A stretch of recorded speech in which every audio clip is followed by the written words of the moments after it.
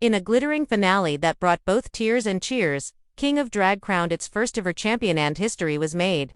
King Molasses, the powerhouse performer known for their boundary-breaking routines and unapologetic presence, snatched the crown with a mission to redefine what drag royalty really looks like. "I didn't just want to win," King Molasses tells us exclusively. "I wanted to shatter the lie that drag kings are somehow less than drag queens. That narrative is old, tired, and needs to go." A landmark win for Drag Kings. Molasses' victory marks a major cultural moment for Drag Kings artists, who often work in the shadows of their more widely recognized counterparts. While drag queens have become global icons, from RuPaul's Drag Race to red carpets, kings still battle for equal stage time, recognition, and respect in mainstream drag spaces. "People don't realize how much harder we have to work just to be seen," Molasses shares. "This win isn't just about me. It's about every king who's ever been told they're not glamorous enough, not exciting enough, or not worthy of the spotlight." Throughout the competition, Molasses delivered jaw-dropping performances that blended masculine swagger with emotional depth, one week channeling Elvis Presley with a gender-bent twist, the next delivering a heartfelt spoken-word piece about gender identity. Their ability to defy expectations at every turn earned them fan devotion and ultimately, the crown. Drag isn't one thing. It never was. Born and raised in Toronto, King Molasses' real name, Malik Baptiste, started performing in underground clubs where kings had to carve out their own spaces. "We were building platforms out of plywood literally and begging for a 5-minute slot at the end of Queen-heavy lineups," they recall. "But we made art out of it."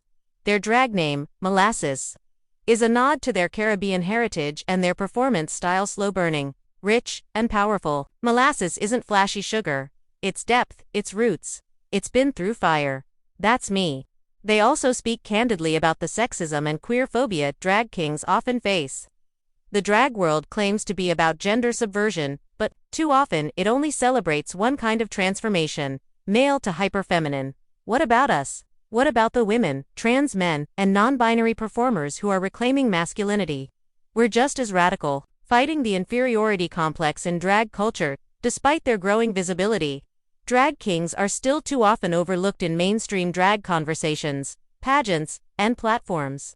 King Molasses is determined to change that. "We need to kill this idea that kings are just the warm-up act. We're not an opening band, we're the headliners." They're particularly critical of how the media, and even some parts of the queer community, reinforce this hierarchy. Why hasn't there been a globally televised competition for kings? Why are we not on magazine covers? We have to scream twice as loud to get half the recognition. Winning King of Drag, they say, was not about validation but about disruption. "I didn't need a crown to know my worth," they state firmly. "But if wearing it means more kings get booked, more kids feel seen, and more minds open up to the full spectrum of drag, then I'll wear it every damn day." What's next for the king? Now that they've secured the title, King Molasses plans to use their platform to uplift other drag kings and underrepresented performers.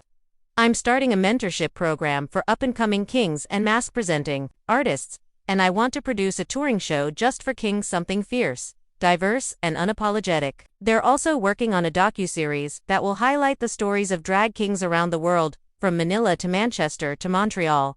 "We're global, we're political, we're artists, and it's time people knew our names."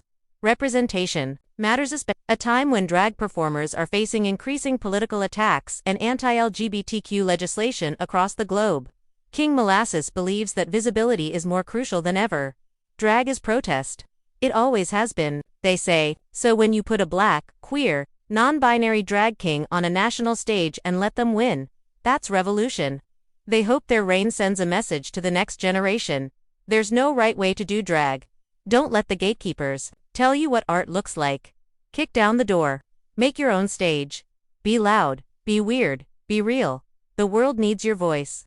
A king's final word when asked what they would say to someone who still thinks drag kings are inferior. King Molasses doesn't skip a beat. "Come to a show, watch what we do, then try telling me we're not magic."